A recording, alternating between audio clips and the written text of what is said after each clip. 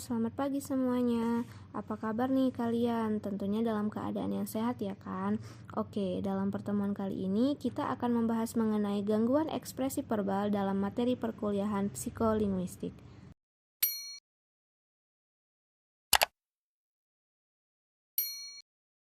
Ekspresi verbal merupakan kemampuan yang hanya dimiliki manusia. Kalaupun ada binatang, misalnya gorila yang memiliki kemampuan kognitif yang tinggi, tetapi kosakatanya tidak melebihi 1% kosakata anak usia 3 tahun. Apalagi untuk menguasai kaidah bahasa, binatang yang hanya sejenjang di bawah manusia itu tidak diberi kemampuan berbahasa. Dalam ekspresi verbal, diutarakan pikiran secara lisan atau dengan perkataan. Ketika berekspresi verbal, sering terjadi gangguan yang secara medis dapat dikelompokkan ke dalam 3 golongan, yaitu yang pertama gangguan berbicara, yang kedua gangguan berbahasa, dan yang ketiga gangguan berpikir. Pertama, kita akan membahas tentang gangguan berbicara. Berbicara atau speaking disebut sebagai aktivitas psikomotorik karena merupakan kegiatan motorik voluntar yang mengandung modalitas psikis.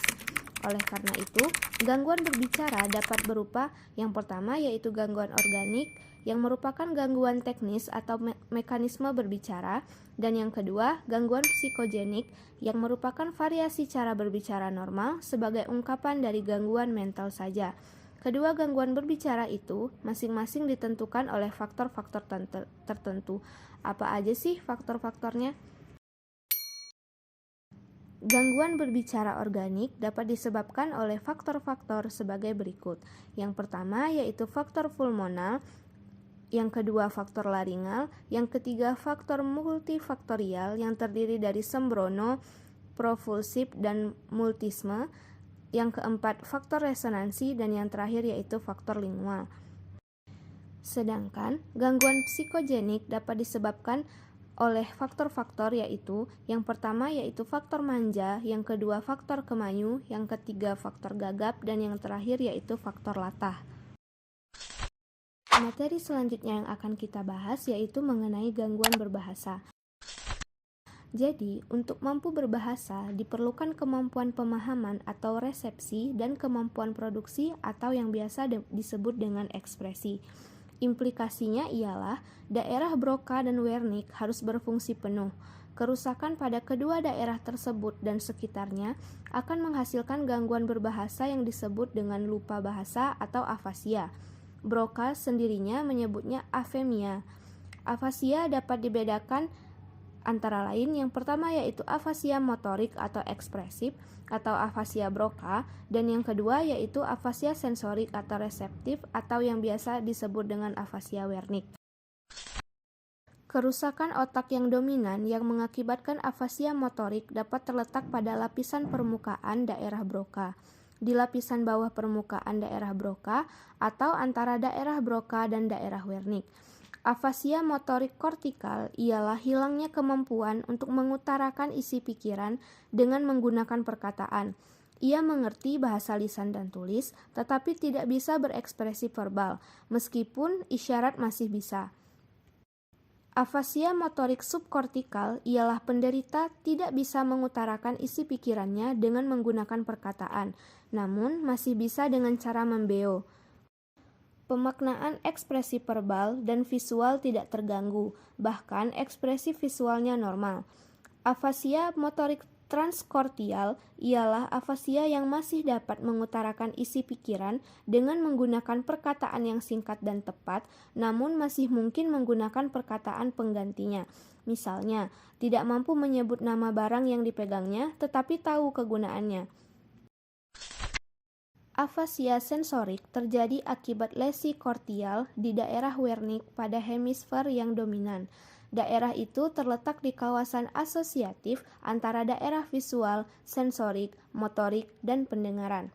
Kerusakan daerah Wernicke akan mengakibatkan kehilangan pengertian bahasa lisan dan tulis. Namun, ia masih memiliki curah verbal, sekalipun tidak dipahami oleh dirinya maupun orang lain.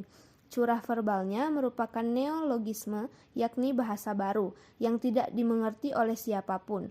Biasanya diucapkan dengan irama, nada, dan melodi yang sesuai dengan bahasa asing yang ada. Ia bersikap biasa, tidak tegang, atau depresif. Pembahasan terakhir kita pada hari ini yaitu mengenai gangguan pikiran. Setiap orang cenderung untuk mengungkapkan perkataan yang disukainya sehingga memiliki corak bahasa yang khas bagi dirinya. Dalam memilih dan menggunakan leksikon, sintaksis, dan semantik tertentu, seseorang akan menyiratkan sikap dan nilai pribadinya pada ekspresi bahasa yang dibuatnya. Gaya bahasa perseorangan ini lazim disebut dengan idiolek. Jika ekspresi verbal sebagai pengutaraan isi pikiran, dalam gaya bahasa seseorang akan tersirat pikirannya.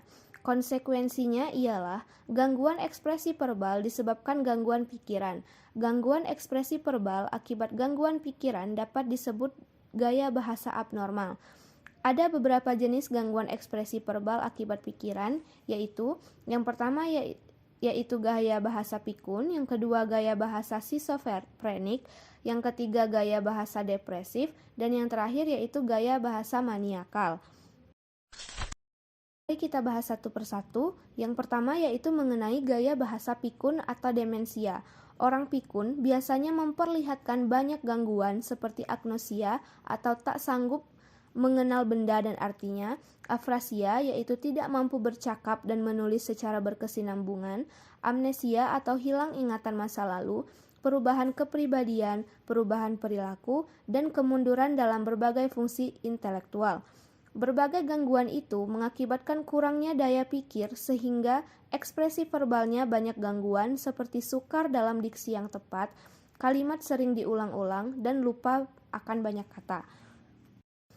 Selanjutnya yaitu gaya bahasa skizofrenik. Orang yang skizofren biasanya mengoceh terus-menerus dan ocehannya berupa ulangan curah verbal semula dengan sedikit penambahan atau pengurangan beberapa kalimat. Gejala skizofren seperti ini disebut dengan logore skizofrenik. Gaya bahasa skizofren dapat dibedakan atas dua jenis, yaitu yang pertama skizofrenik pra-halusinasi dan pasca-halusinasi. Pada tahap dini, orang skizofren mengisolasi pikirannya, tak banyak berkomunikasi dengan dunia luar, tapi banyak berdialog dengan diri sendiri. Ekspresi verbal terbatas, namun kegiatan dalam dunia bahasa internal atau berbahasa dalam pikirannya sendiri sangat ramai. Gaya bahasa verbal dan tulisnya dicoraki pemakaian pronomina seperti aku yang berlebihan, kemudian kesulitan mencari kata-kata yang tepat. Pada tahap berikutnya, orang skizofren tampak pada kata-kata yang tidak ingin diucapkan malah tidak sengaja dipakainya. Akibat ekspresi verbal ini, penderita lebih menarik diri dari pergaulan sehingga ekspresi verbalnya terbatas dan jarang. Begitu halusinasi auditoris melanda penderita skizofren, gangguan muncul pada makna curah verbalnya yang abnormal, bukan pada gaya bahasanya. Pembahasan selanjutnya yaitu mengenai gaya bahasa depresif. Depresi merupakan gangguan jiwa seseorang yang ditandai dengan perasaan yang menurun, seperti murah, sedih, dan perasaan tertekan. Orang yang tertekan jiwanya atau depresi akan terdampar dalam gaya bahasa yang dipakainya. Volume curahan verbalnya lemah lembut dan kelancarannya terputus-putus oleh interval yang cukup panjang. Namun, arah arus isi pikiran tidak terganggu.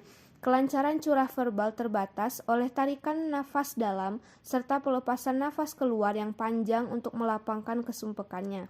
Cirinya berupa topik menyedihkan, mengutuk diri, kehilangan gairah hidup, tak mampu menikmati hidup, bahkan menyudahi hidup.